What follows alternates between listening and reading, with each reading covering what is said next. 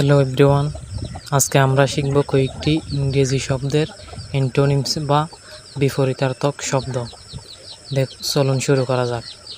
প্রথমে able. Able শব্দের অর্থ হলো সক্ষম।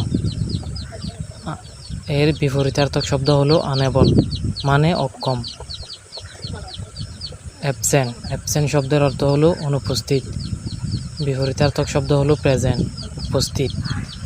অ্যাক্টিভ। অ্যাক্টিভ শব্দের অর্থ হলো সক্রিয়। ইনঅ্যাক্টিভ মানে নিষ্ক্রিয়।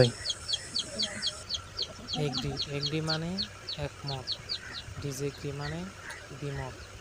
অলওয়েজ। অলওয়েজ মানে সবসময়। অলওয়েজের বিপরীতার্থক শব্দ হলো নেভার, মানে কখনো না। দেখা শেষে ডান লিখতে ভুলবেন না। এরকম আরও শিক্ষণীয় ভিডিও পেতে চ্যানেলটি সাবস্ক্রাইব করুন।